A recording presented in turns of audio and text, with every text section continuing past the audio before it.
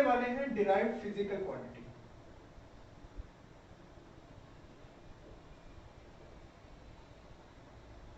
देखो नाम ही खुद सजेस्ट कर रहा है डिराइव्ड। डिराइव का मतलब होता है कि ये वो फिजिकल क्वांटिटीज हैं जो हम वो 7 फंडामेंटल क्वांटिटीज लिखे थे ना अभी हमने, हाँ उन्हीं 7 में से ही हमने यूज कर अपने ये फिजिकल क्वांटिटीज बनाने हैं, तभी तो इनका नाम पड़ गया डिराइव्ड फिजिकल क्वांटिटी। तो डिराइव्ड फिजिकल क्वांटिटीज आपकी वो फिजिकल क्वांटिटीज होती हैं जिनको हम डिराइव करते हैं फ्रॉम फंडामेंटल फिजिकल क्वांटिटीज। और एक बड़ा आसान है, देखिए मैं आपको इससे एक एग्जांपल देता हूं। फॉर एग्जांपल मान लीजिए हमारे पास एरिया है।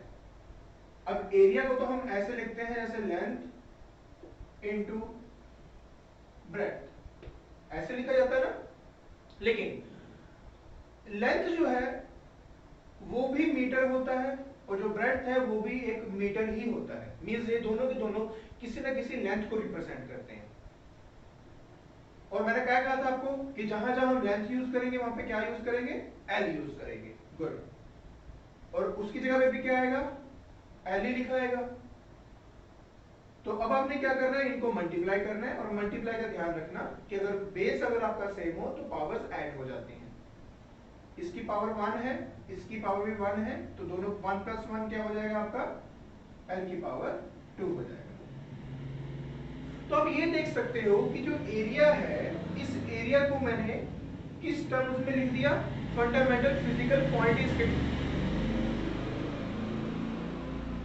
सॉरी बाहर आवाजें बहुत आ रही है, फिर से देखिए। ये क्या है आपका एरिया।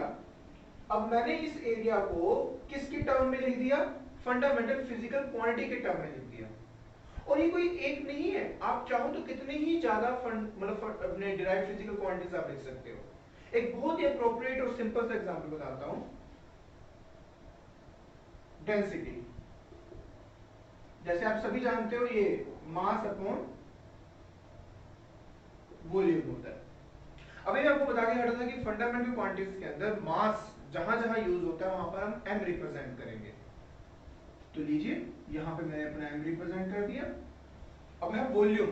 वॉल्यूम के बारे में हम सब जानते हैं, length into breadth into height होता है आपका। और तीनों की तीनों साइड किसी लेंथ को रिप्रेजेंट करती हैं। तो मैं काम करता हूं, length into length into length represent कर देता हूं। मुश्किल नहीं है, ध्यान से सुनिए। ये है मेरा लेंथ, ये मेरा ब्रेड्थ और ये मेरी हाइट। लेकिन इनको हमने लिखना है in terms of fundamental physical quantities, और ये लिखना बहुत ही आसान होता है।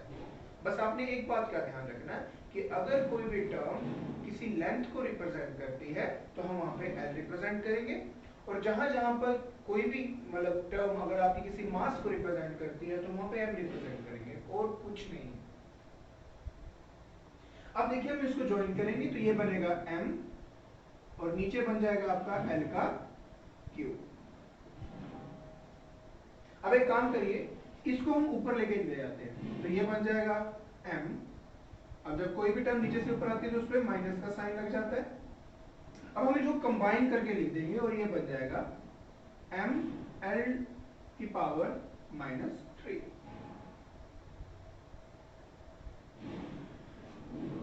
तो ये अब आप खुद देख सकते हो कि मैंने डेंसिटी को फंडामेंटल क्वांटिटीज की टर्म में अपने आप ही रिप्रेजेंट कर दिया। तो मेरे हिसाब से आप समझ गए होंगे कि डिराइव्ड फिजिकल क्वांटिटीज क्या होती हैं। तो डिराइव्ड फिजिकल क्वांटिटीज आपकी वो फिजिकल क्वांटिटीज होती हैं जो फंडामेंटल फिजिकल क्वांटिटीज का यूज करके बनाया जाता है। लेकिन अभी तक मेरे ख्याल से मैंने आपको ये नहीं बताया कि डायमेंशंस क्या होता है, जो इस चैप्टर का नाम है। आइए अब हम वो भी देख लेते हैं।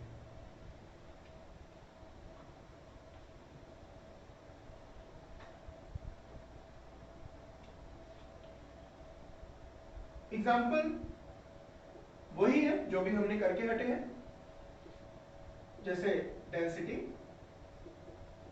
अब डेंसिटी क्या होता है, मास अपॉन वॉल्यूम। और आपने अभी देखा कि मैंने यहां पे डिराइव किया था ml-3।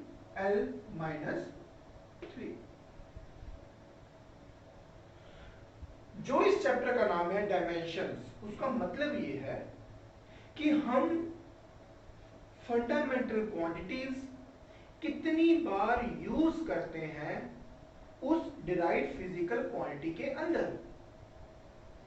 इसको सिंपल भाषा में कहा जाए तो मैं ये भी कह सकता हूं कि जो फंडामेंटल क्वांटिटीज की पावर होती है ना, पावर पावर वो उसकी डायमेंशन होती है।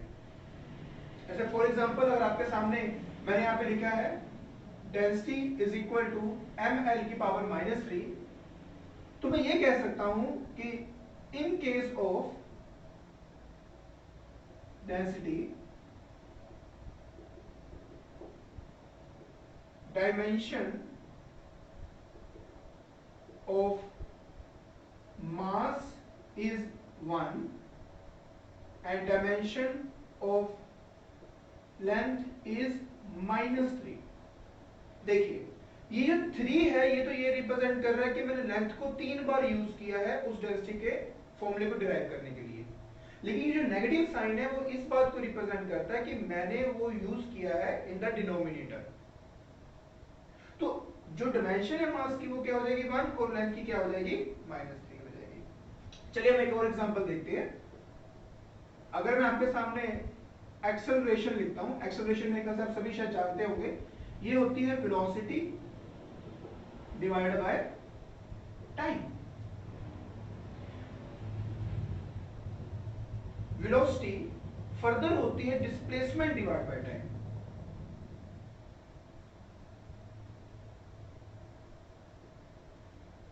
और एक टाइम ऑलरेडी नीचे पड़ा हुआ है, तो ये बन जाता है डिस्प्लेसमेंट डिवाइड बाय टाइम का स्क्वायर।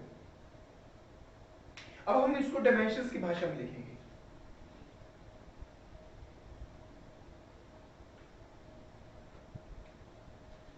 तो ये बन जाएगा आपके पास, एक्सेलरेशन के लिए मैं ए रिप्रेजेंट कर देता हूं और डिस्प्लेसमेंट मींस वो मैंने वो भी कहा ना कि डिस्प्लेसमेंट क्या है, एक लेंथ को रिप्रेजेंट करती है।